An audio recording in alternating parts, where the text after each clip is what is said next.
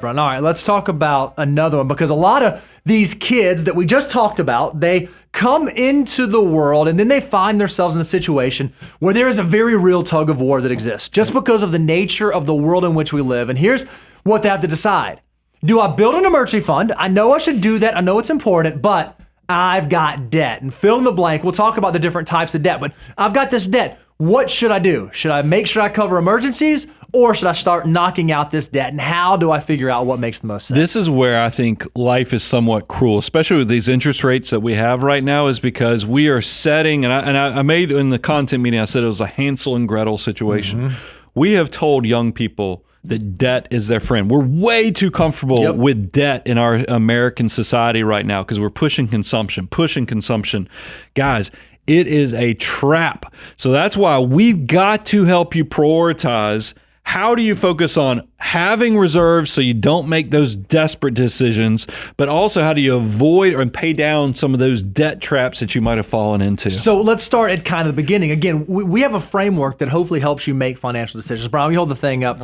We have the financial order of operations. Well, step one is deductibles covered. Now, this is different than your emergency fund, but we do advocate that, like, for a young person, this may be a couple $1,000s. It may be your health insurance deductible. Or if you are a family and you have a higher deductible, maybe this is $5,000 to $7,000. This is not what we're talking about, because we think that that is foundational. You have to have that in place. Now, when we start moving along in the financial order of operations and we think about our debt, we have to think about, how do we categorize our debt? Is our debt a step 3 high interest type debt, or is it a step 9 low interest type debt? Because the answer to that question will then inform, how do you prioritize what you should be doing with your next dollar? Well, and this question's gotten harder. It's gotten a lot harder. I mean, it's easy. Let's talk about some of the easy ones out there. Is when I think about like consumer debt, credit card debt. I was shocked when you see the data that's out there. The typical credit card interest rate now is close to 21%. It's gross. It's egregious. We get excited. We run illustrations at 8.5% to show you how many millions of dollars you're going to have by just saving a few $100s a month, depending on how early and often you start saving and investing. Imagine if you could run your rate of return at 21%. That'd be a dream plan all the way through. It's not even realistic, but yet somehow in our society, it's gotten to be very comfortable for people to be running up credit card debt and then paying back the banks at 21%. How are you ever going to own your financial life if you're falling in this trap? Yeah, Brian, you have this cute little saying. You say, credit card use, okay. Credit card debt, no way. No way, right? So you just cannot do that. We don't even this is a hot take. I'm going to give it to you.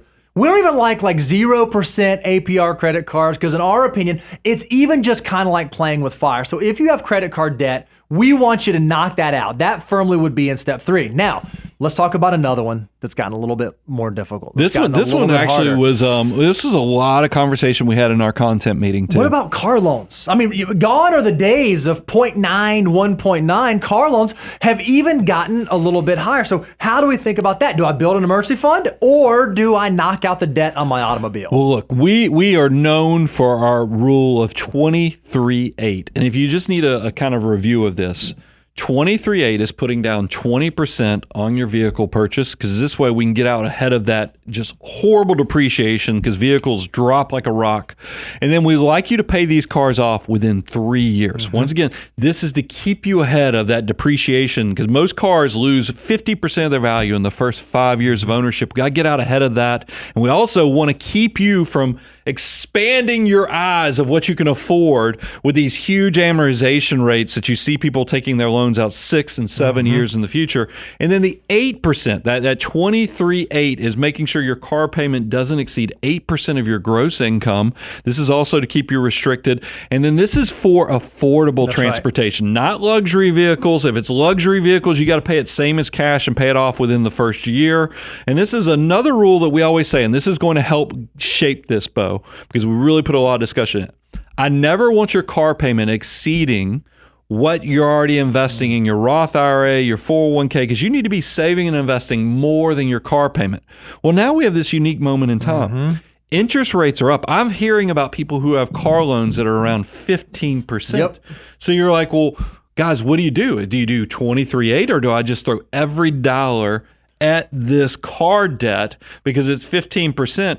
We kind of came to the conclusion, if you're paying more than what you can even make on your money, that's not a joint effort anymore where you're saying save, just as much in your investment account as you are with your car payment. If you're paying 15%, we got to get that taken care of. Yeah, even inside the context of 23.8, high interest does exist. I said, okay, well, let's put some numbers to this based on that. If I need my dollars working for me, but maybe Steve-O got me rolling and my interest rate is through the roof, how do I think about paying this off? And here's the metric that we came up with.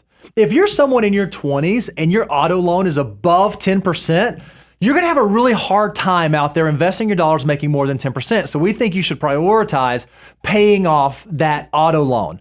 If you're in your 30s and your auto loan is higher than 9%, we think you should probably prioritize paying off that auto loan. And by the time you get in your 40s, if it's above 8%, we really think you should prioritize paying off that auto loan, because as your wealth multiplier decreases, your dollars are going to work less and less hard for you. Well, you don't want your dollars working against you. And at these high interest rates, that is exactly what debt will do. It will force your dollars to begin working against you. It is worth repeating. 23.8 is for people who come into this whole wealth building journey with zero assets and zero ability to pay cash for a car. Paying cash for a car is the ideal always. I just know in my own journey, I graduated college, had zero to my name really.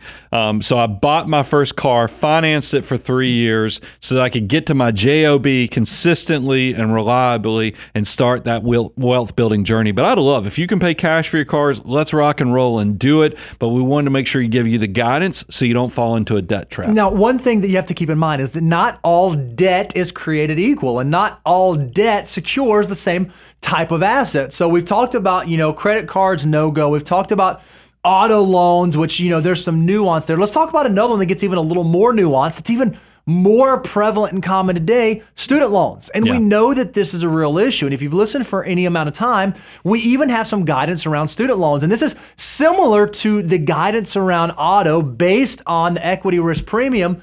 But here's what we would encourage you. If you're in your 20s and your student loans are above 6%, then perhaps you should begin thinking about prioritizing paying off your student loans. If you're in your 30s and your student loans are above 5%, perhaps you should prioritize. And by the time you get in your 40s, if your student loans are above 4%, we think that you should begin to think about prioritize paying these off, because you want to make sure, again, that this debt is not working against your future financial building potential. Yeah, and if you have children that are in high school and you're trying to help them, shape them on what they're going to their college years go look like, remind them about return on investment. That's why we're trying to keep your student loan debt below that first year's salary out of school, because you do want to have the ability to pay this debt off. And it really frustrates me. We had a lot of conversations about student loan debt in our content team, because I feel like we've got this huge disconnect where it's just not fair to what's going on in young people. And I did want to give one clarifier, because I feel like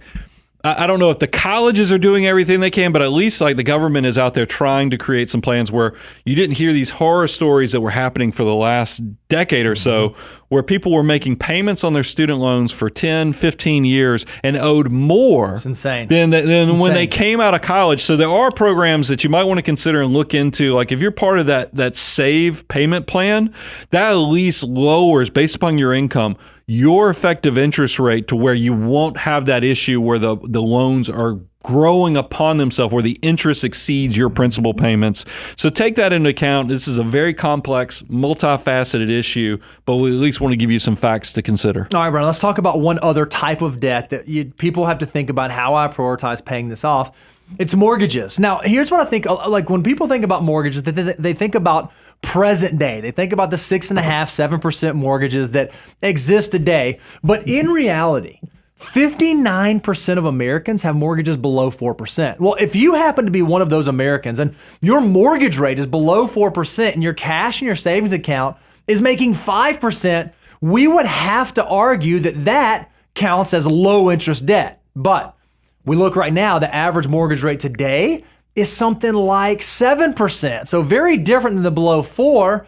I still don't know, Brian. I'm curious if you agree with this. I still don't know if I'd be in a huge hurry to pay off 7% mortgages, because I think that realistically at some point in the future, whether it's next year, year after that, there's probably going to be an opportunity to refinance that mortgage debt down into a lower rate from 7%. And I think it's going to be okay to not prioritize a 7% mortgage, continue building your army of dollar bills, because I think there's going to be some future opportunity to alleviate that. I don't mind sharing my own experience. Share is that my first mortgage was 6 3/4. And I was still focusing on trying to fund my retirement accounts and other things. So I've walked in this journey. And the reason is that there are get wealthy behaviors, there's stay wealthy behaviors.